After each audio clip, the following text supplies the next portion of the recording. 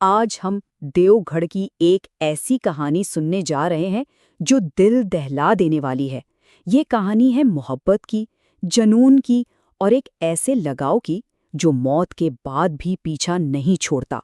कहानी की शुरुआत ही एक ऐसे खौफनाक ख्याल से होती है कि कुछ रिश्ते इतने गहरे होते हैं कि मौत भी उन्हें ख़त्म नहीं कर पाती।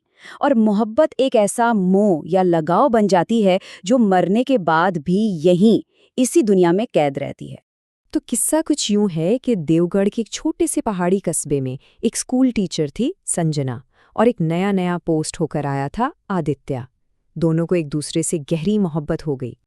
देखें, उनका रिश्ता कोई एक दिन में नहीं बना, पूरे 2 साल लगे। स्कूल की तकरीबात में होने वाली हल्की फुल्की बातों से शुरू होकर ये ताल्लुक गहरी और लंबी गुफ्तगू तक पहुंचा और आखिरकार एक मजबूत मोहब्बत में बदल गया। मगर कहानी में एक बहुत बड़ा मोड़ था, एक ऐसी सच्चाई जिससे दोनों बेखबर थे। आदित्य की शादी उसकी मर्जी के बगैर उसके घरवालों ने पहले ही संजना की अपनी छोटी बहन श्रुति से तय कर दी थी। जब संजना ने रोते हुए ये सच अपनी बहन को बताया तो श्रुति का जवाब कमाल था। उसने अपनी खुशी कुर्बान कर दी और अपनी बहन और आदित्य को दिल से दुआ दी।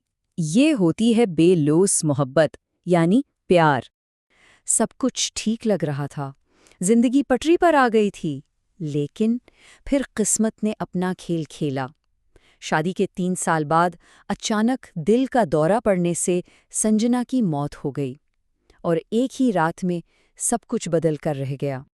और फिर जनाजे वाले दिन कुछ ऐसा हुआ जिसने सबके रोंगटे खड़े कर दिए। इतने तेज शोलों के बावजूद संजना का जिस्म पूरी तरह जलने का नाम ही नहीं ले रहा था। लोगों में सरगोशियां होने लगीं कि इसकी रूह दुनियावी मोह में फंस गई है। लोगों की बातें तो एक तरफ, इसी रात खुद आदित्य के साथ कुछ ऐसा हुआ कि उसका अपना दिमाग हिल गया। उसने बावर्ची खाने में संजना के साए को देखा और वो सोचने पर मजबूर हो गया कि क्या ये सब सच है या उसके गमज़दा जहन का वहम। वक्त गुजरता गया। आदित्य के इस मुश्किल वक्त में सहारा बनने के लिए श्रुति अक्सर उसके घर आने लगी। धीरे धीरे दोनों के बीच एक खामोश सा रिश्ता बनने लगा, मगर एक पुराना रिश्ता था जो खत्म होने को तैयार नहीं था। लेकिन जैसे जैसे आदित्य और श्रुति एक दूसरे के करीब आ रहे थे, घर में अजीबोगरीब चीजें होने लगीं। किचन में चीजें खुद ब खुद अपनी जगह से हिल जातीं, कमरों में संजना के परफ्यूम की खुशबू आती और आदित्य को अक्सर आईनों में उसकी झलक नजर आती। ये साफ था कि इस घर में वो दोनों अकेले नहीं थे। और सबसे अजीब बात वो थी श्रुति की शख्सियत में आती तब्दीली। आदित्य ने नोट करना शुरू किया कि श्रुति आहिस्ता आहिस्ता संजना बनती जा रही थी। इसका चाय बनाने का तरीका, उसकी हंसी, यहाँ तक कि वो चीज़ें जानना जो सिर्फ संजना जानती थी, ये सब बहुत खौफनाक था। और फिर वो रात आई जब सारा शक यकीन में बदल गया। श्रुति आईने के सामने खड़ी थी, लेकिन आवाज़ संजना की थी। उसने कहा, अब कोई मुझे तुमसे अलग नहीं कर सकता। ये वाज़े हो गया था कि संजना की रूह ने श्रुति के जिस्म पर कब्जा कर लिया है। आदित्य समझ गया कि ये मोहब्बत नहीं, ये एक खतरनाक कब्जा है।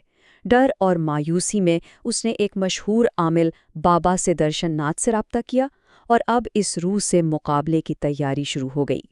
बाबा ने अदिति की बात सुनी और एक बहुत गहरी बात कही।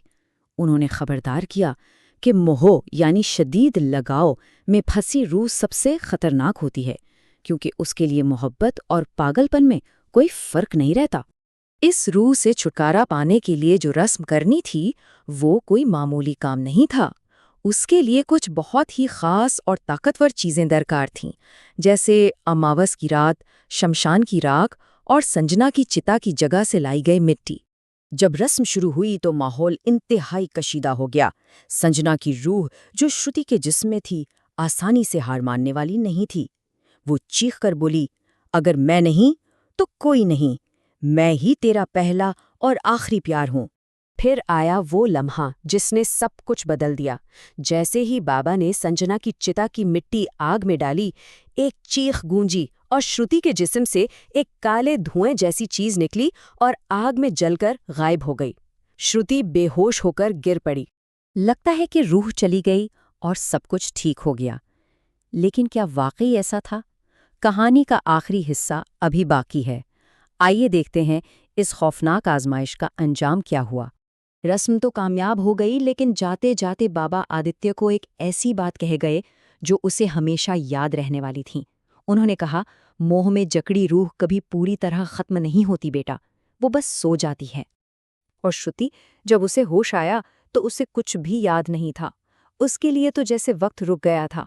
लेकिन जब आदित्य ने उसे सारा माजरा सुनाया तो वो ये जानकर टूट गई कि उसकी अपनी बहन की रूह ने इसके साथ ऐसा किया। तो ये पूरी कहानी हमें एक बहुत अहम सबक सिखाती है, प्यार और मोह के दरमियान फर्क का। प्यार बेलौस होता है, जो दूसरे की खुशी चाहता है, जबकि मोह एक कब्जा करने वाली ख्वाहिश है जो मरने के बाद भी पीछा नहीं छोड़ती। और आखिर में ये कहानी हमारे जहन में एक सवाल छोड़ जाती है, क्या मोहब्बत जब अपनी हद पार कर जाए तो वो वाकई जहर बन सकती है? सोचने वाली बात है।